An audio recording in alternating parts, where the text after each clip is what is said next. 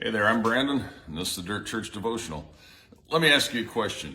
If you were to get a gift for one of your kids, and special gift, I mean, you made it special, personalized just for them, and you set it on the table, it's all wrapped up nice, and they received it, but they never did anything with it. They didn't even open it. They didn't, or maybe they opened it, they look at it, they didn't understand it, so they didn't use it. Would that bother you? It would bother me. I mean, maybe just simply to the point of frustration, or maybe disappoint you. Why? Because you took the time to do something for them that's going to bless them, and they just didn't appreciate it or even use it. They didn't realize what a blessing it was to them. It's kind of like the Sabbath. Let me explain. Jesus was constantly getting berated by the Pharisees and the Sadducees because he seemed to ignore the commands of the Sabbath. In Mark chapter 2, Jesus is walking through a field and his disciples are hungry and they start rubbing some grain between their hands. It's a Sabbath and they're eating it. And the Pharisees come out and they attack Jesus and say, "Why are your disciples doing what's not lawful? Blah, blah, blah, blah, blah, on the Sabbath." And Jesus runs down this list. He says, "Look, didn't you ever hear what David did? He went in and he ate the bread that was consecrated only for the priests, and it was okay. And don't you realize that the priests desecrate the day and yet are not guilty because they're serving on the Sabbath?" And in fact, in another place, Jesus is talking about the law, and he says, "Look, according to the law, a boy has to be circumcised on the 8th day, but if that day happens to land on the Sabbath, you go ahead and circumcise him." So you break the law to uphold the law. And he ends the thought in Mark chapter 2, verse 27 with this: "The Sabbath was made for man, not man for the Sabbath."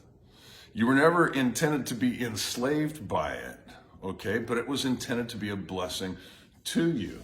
Let's go back to Genesis. In the first chapter of Genesis, in the time of creation, it says that God created everything in 6 days, and on the seventh he rested from all of his work of creating that he was doing. A, God doesn't need a rest, so he did this as an example to us. And B, creation might be really difficult for us, but according to my reading, it says he spoke the word. Let there be light. Let there be an expanse. It's not that, it's just not that tiring, I don't think, to say those things. And it doesn't take that long, really, to say it.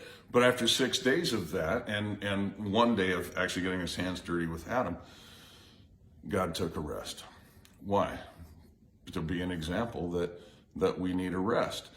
But you know what? It was then in Exodus, 16, I think. It was told to the people that you have to rest. God was going to rain down manna. They could go out every day and get twice as much on the 6th day. Don't go out on the 7th day. It's a day to rest. It's a day for worship to God. It's a day to fellowship with one another, but don't do any work.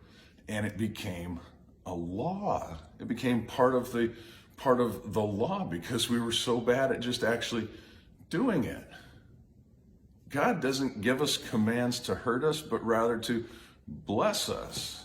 All right. And some are thinking, well, I'm too busy. I'm too busy to stop and do this. God answered that in Exodus, 34, I want to say, 34, 30. Anyway, it's the second announcement of the law. And he says, regarding the Sabbath, he says, "On the Sabbath, do no work on it. And this is to stand in seed time and harvest." The busiest times for the farmers at the time when they're planting and when they're reaping. He said, even in the busiest times of your life, I want you to take a rest. I want you to relax. You weren't created to go 24/7. All right? There are those that might say, "Well, I'm doing spiritual work. I'm working for the Lord, and I just don't have time to rest. I'm working for the Lord." When that command was given, one of the very next things that they were told to do, the very first set of work they had to do, construction of the, not the temple, but the tabernacle. Thank you. The tabernacle that went with them, that represented God's presence among the people. God gave them the command to rest, and then he gave them the instructions for the tabernacle. Do you really think that he said, "Okay, you can start this once the tabernacle's done"? No, this was very important work, and they were to practice the art of resting while they were doing it, while they were doing the work for God. Honestly, you can't work for God successfully. You can't honor him and break his commands at the same time. So unfortunately, again, the Sabbath command was put in as a command because we have a really hard time just up and doing it. Well, let me challenge you with this. Rest. Every 7 days, it doesn't have to be Saturday. It doesn't have to be Sunday. For me as a pastor, it's Friday. I take Friday and I relax and I just do no church work as much as I can. Okay? I don't think this is one of those sins that lead to death. I think it's one of those things that just really leads to refreshing for us if we'll do it. And it leads to frustration for us if we won't. And here's one last thing. I know this one's getting long, but really what it boils down to is an act of trust to God.